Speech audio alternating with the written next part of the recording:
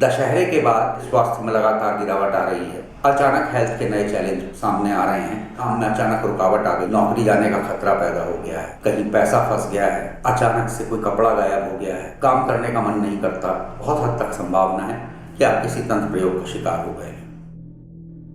नमस्कार मित्रों, जय सिद्ध बाबा गोरखनाथ। मैं मृदुल त्यागी एक बार फिर आपके सामने हाजिर हूँ अपने चैनल कुंडली वाला मृदुल के साथ। और इस बार हम इस वीडियो के साथ शुरू कर रहे हैं दिवाली के वीडियोस की पर एक श्रृंखला। दिवाली पर हम अपनी इस वीडियो की श्रृंखला में आपको बताएंगे कि दिवाली एक महारात्रि, होली और दिवाली दो महारात्रि हिंदू धर्म में हैं। दोनों ही तंत्र साधना और तंत्र प्रयोग दोनों के अवसर हैं। इसी के साथ तंत्र प्रयोग में एक समय सीमा का इस्तेमाल किया जाता है जिसे मियाद कहते हैं।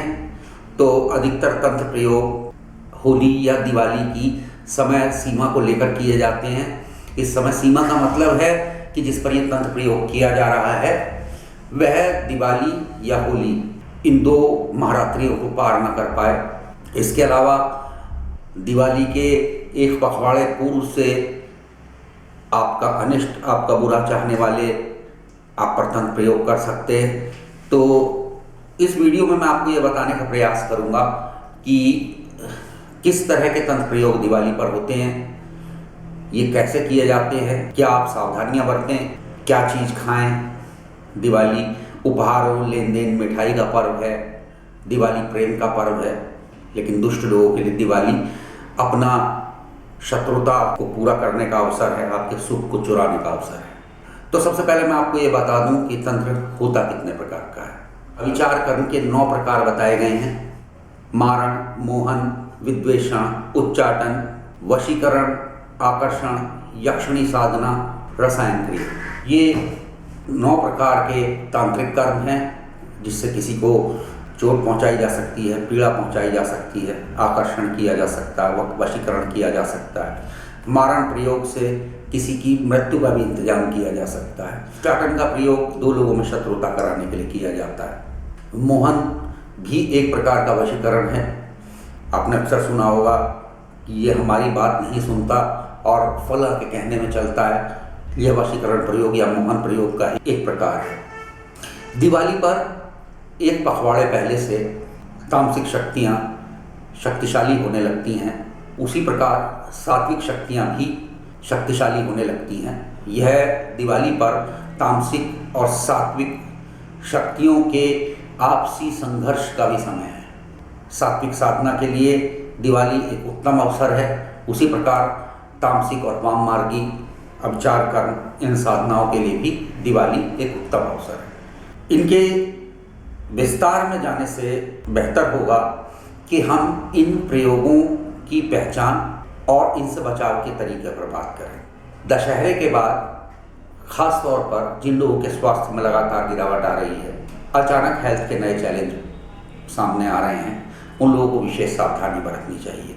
उसी प्रकार दशहरे के बाद से काम में अचानक रुकावट आ गई है, कारोबार में अचानक से रुकावट आ गई है, नौकरी जाने का खतरा पैदा हो गया है, पैसा फंस गया है।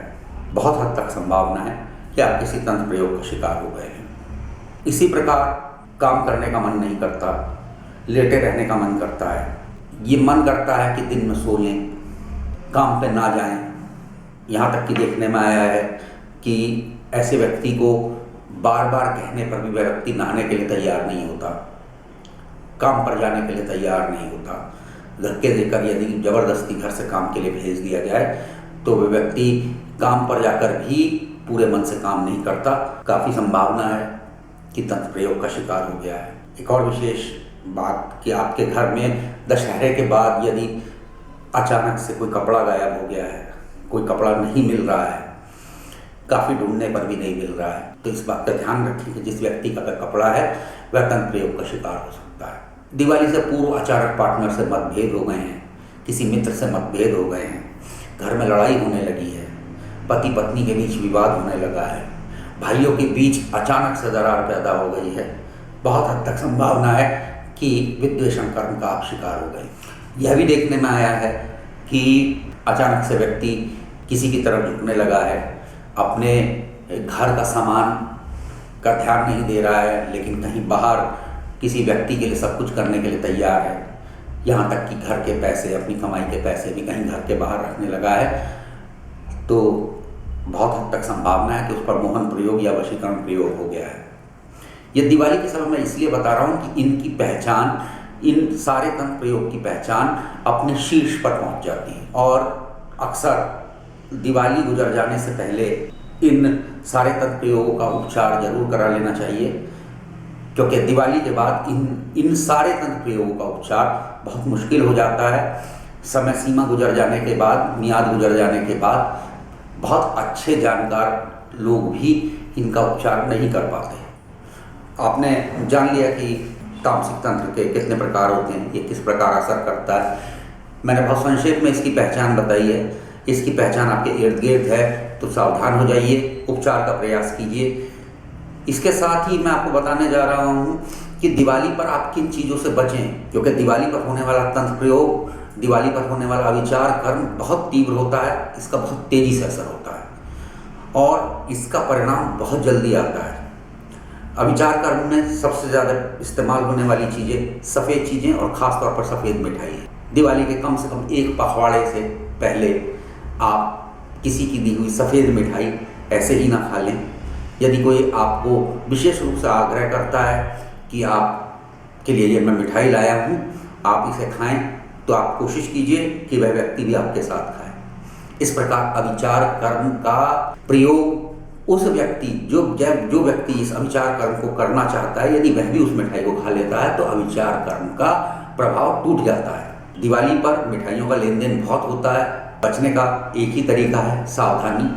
सफ़ेद मिठाई खास तौर पर ऐसे व्यक्ति के यहाँ से आई हुई जिसके बारे में आपको लगता है कि वह आपका भला नहीं चाहता, आपके बारे में अच्छी सोच नहीं रखता, आपकी प्रगति, आपके परिवार की उन्नति, आपके परिवार के सुख, इससे उस व्यक्ति को ईर्ष्या है, तो कृपया उस मिठाई को ना खाएं।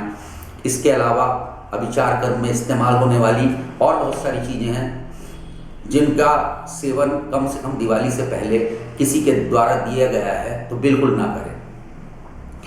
अविचार कर्म फूलों द्वारा भी होता है। खास तौर पर किसी के यहाँ से आए हुए फूल यदि आपके पास हैं या कोई आपके घर में फूल दे गया है तो उन फूलों का करें क्या। चमेली, गुलाब और मोगरा, इन 3 प्रकार के फूलों का सबसे ज़्यादा प्रयोग होता है। तो सबसे पहले तो ये पहचान लें कि वह चमेली का फूल तो नहीं है, गुलाब का फूल तो नहीं है, मोगरे का फूल तो नहीं है। यदि आपके घर ये आ गया है तो इसका अनादर ना करें। इन फूलों के साथ जो भी शक्तियाँ आई हैं वो इस तरीके से, इस मंतव्य से भेजी गई हैं कि आपका नुकसान करें। यदि आप उनका अपमान करते हैं तो वह और ज़्यादा उग्र हो जाती हैं और आपको और ज़्यादा परेशान करती हैं। श्री हरि का नाम लेकर इन्हें किसी भी मंदिर में भगवान श्री हनुमान जी के चरणों में रखें और कहें, मंगल भवन अमंगलहारी, द्रवौ सुदशरथ अजय बिहारी, दीन दयाल विरस संभारी, हरौ नाथ मम संकट भारी। इसको पढ़कर, इस चौपाई को पढ़कर फूल को वहीं छोड़ दें, इस कामना के साथ कि यदि कोई अविचार कर्म, कोई बुरी शक्ति इन फूलों के साथ भेजी गई है तो वह भगवान श्री हनुमान जी के चरणों में रह जाए। इनको आप इसी चौपाई को पढ़ते हुए पीपल पर भी रख सकते हैं। इनको आप इसी चौपाई को पढ़ते हुए पीपल पर भी रख सकते हैं।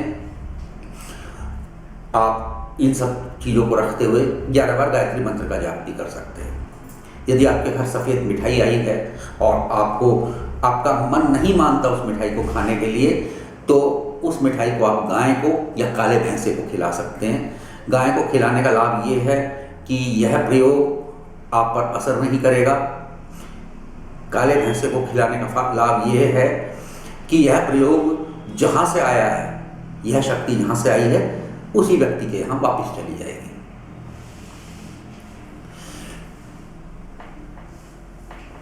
इसी प्रकार तंत्र में इस्तेमाल होने वाली अन्य चीज़ों के बारे में मैं आपको बता देता हूँ। इत्र, वशीकरण, मोहन, इन दोनों में इस्तेमाल होता है। पान का हर प्रकार के सभी 6 प्रकार के तंत्रों में इस्तेमाल होता है, चाहे वो मारण है, चाहे मोहन है, चाहे विद्वेषण है, चाहे उच्चाटन है। इसलिए किसी का दिया हुआ पान खाने से परहेज करें। लौंग और इलायची, इन दोनों का इस्तेमाल भी लोग अभिचार करने के लिए करते हैं, इनके प्रयोग से भी बचें। बहुत सारे तंत्र प्रयोग में चीज़ें आपके घर के दरवाजे पर या घर की छत पर प्राप्त होती हैं, डाल दी जाती हैं। ज़रूरी नहीं कि ये चीज़ें आप तक पहुंचाई जाएं, आप इनका सेवन करें।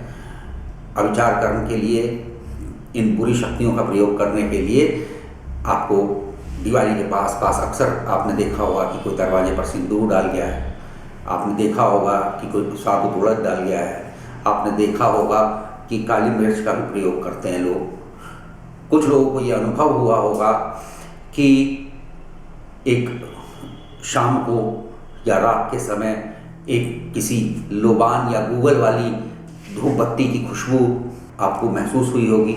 ऐसी स्थिति में क्या करें, इसके लिए 2-3 उपाय हैं, मैं आपको बता देता हूँ। गाय के गोबर का उपला लें, घर के बाहर, घर के अंदर नहीं, दरवाजे के बाहर, दरवाजे के बाहर उसकी धुनी करके ले, उसको एक अंगारी बना कर ले जाएं और घर के बाहर जो भी चीज़ मिली है आपको, भगवान श्री महादेव का नाम लेते हुए ओम नमः शिवाय, ओम त्र्यंबकम यजामहे सुगंधिम पुष्टिवर्धनम उर्वारुकमिव बन्धनात् मृत्योर्मुक्षयमामृतात् महामृत्युंजय मंत्र का पाठ करते हुए या महामृत्युंजय का बीज ओम जुम सह का पाठ करते हुए उस धुनी में, चाहे वह उड़द है, चाहे लोबान है, चाहे सिंदूर है या ऐसी कोई भी चीज़ या पान है, आप उस धुनी में डाल सकते हैं। भगवान श्री रुद्र, भगवान श्री महादेव तंत्र के पिता हैं, उन्हीं से सारा तंत्र जन्मा है।